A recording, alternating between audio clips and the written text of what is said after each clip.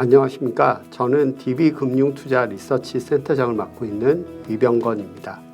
지금 이 영상을 촬영하고 있는 시점은 3월 23일 미 연준이 시장 예상에 부합해서 25bp 금리를 인상한 직후임을 말씀드립니다. 글로벌 자산 투자의 중요성과 건전한 투자 개념 정립을 위해 개최되고 있는 DB갭스 투자대회의 9번째 텀에 참여하실 여러분들을 환영합니다. 대회에 참여하실 여러분들에게 조금이라도 도움이 되었으면 하는 취지에서 지난 대회의 상황과 최근의 금융시장에 대해 간단히 말씀을 드리고자 합니다. 지금 보시는 부분은 지난 갭스 대회의 양적인 부분을 말씀드리는 부분입니다. 양적인 지표가 꼭 중요한 것은 아니겠으나 지금 보시는 바와 같이 2015년 대회가 시작된 이후 꾸준히 참가팀과 인원이 증가하고 있습니다. 작년의 경우 총 659개 팀이 참가를 신청하여 555개 팀이 5개월간의 자산 배분 대회를 완주하셨습니다. 저희 DB갭스 투자대회는 명실상부 국내 최고의 자산 배분 투자 대회로 여러분에게 좋은 경험과 경력이 될 것으로 저희는 기대하고 있습니다. 지금 보시는 내용은 앞으로의 대회 일정입니다. 여러분이 실제 자산 배분을 하시는 기간은 6월에서 10월의 5개월간입니다. 그리 길지 않은 기간입니다만 실제 운용하시는 입장에서는 결코 짧지 않은 기간으로 느끼실 것입니다. 따라서 초반 수익률을 가지고 자만하셔도 안 되고 또 낙담하실 필요도 없습니다. 저희가 그동안 대회를 운영해 본 경험에 따르면 초반에 높은 수익률을 거두었다고 방심하시다가 입상권에서 멀어지신 경우도 이런 안타까운 경우도 많았습니다. 하지만 대회 후반에 시장 변화와 맞물려 높은 수익률로 수익률 순위 역전을 이루어낸 경우도 결코 드물지만은 않았다는 말씀을 드리겠습니다. 지금 보시는 부분은 수익률에 대해서 말씀드리는 부분입니다. 부정할 수 없이 모든 수익률은 단기적으로는 운에 좌우되는 측면이 큽니다. 투자 대회인 만큼 수익률로만 평가하는 것이 당연하겠습니다. 하지만 수익률 외에도 투자 철학 및 운용 보고서를 별도로 심사하여 시상하고 있다는 것은 이미 알고 계실 것입니다. 이는 한국 자본시장을 이끌어갈 대학생 여러분들이 자산 배분 과정을 통해 수익률 이상의 좋은 경험을 얻어가시길 바라는 취지에서라고 말씀드리겠습니다. 운용보고서 우수팀이 경연하는 마지막 발표까지 투자 철학 및 운용보고서 외에 발표 자료와 발표 태도 등이 모두 점수에 합산되는데요. 예년의 경우를 보면 마지막 발표에서 역전하여 수상하신 경우도 적지 않았습니다.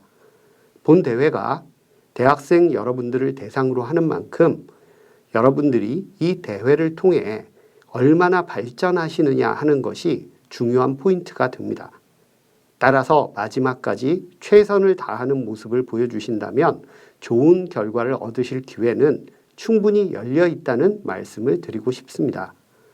아직 배우고 모색하는 과정인 대학생 여러분이기 때문에 결과로 승부가 갈리는 냉혹한 투자 세계의 논리를 잠시 유보해 드린다고 보셔도 될 것 같습니다. 알고 계시다시피 2022년은 채권과 주식 모두 부진했던 일반적인 자산과의 상관관계가 통하지 않았던 한 해였고 대부분의 자산이 부진한 모습을 보였습니다.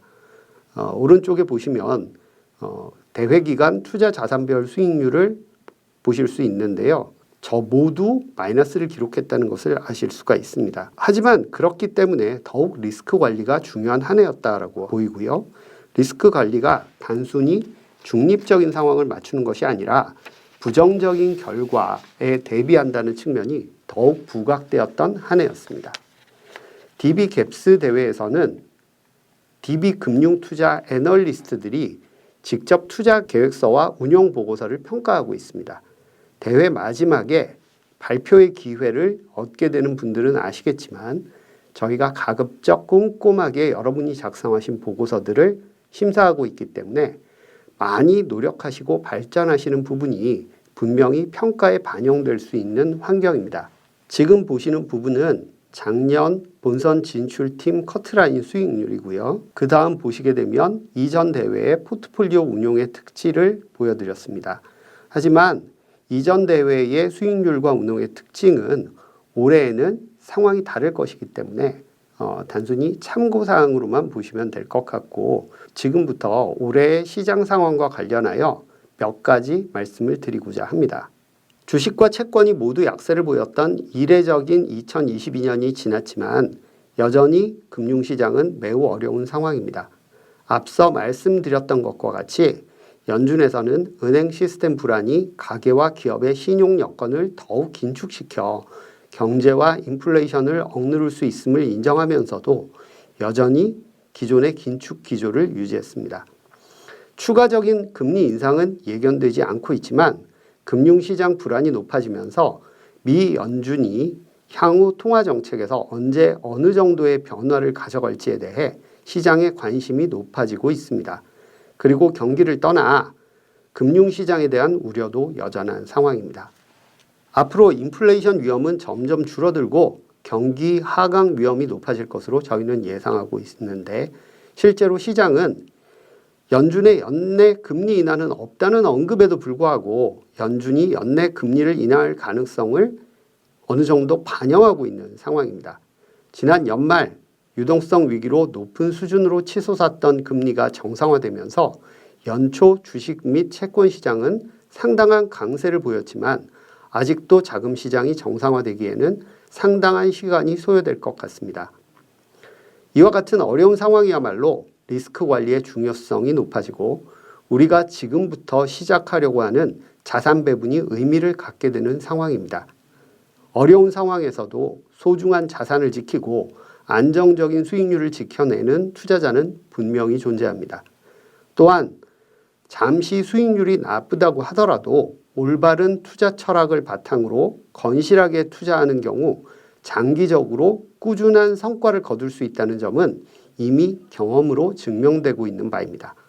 아무쪼록 어려운 환경에서 여러분의 투자 철학을 바탕으로 성공적인 변동성 관리를 통해 좋은 결과를 얻게 되시길 빌겠습니다. 여러분 6개월간 많이 배우시고 연말 그리고 내년 초 함께 볼 시간을 기다리고 있겠습니다. 감사합니다.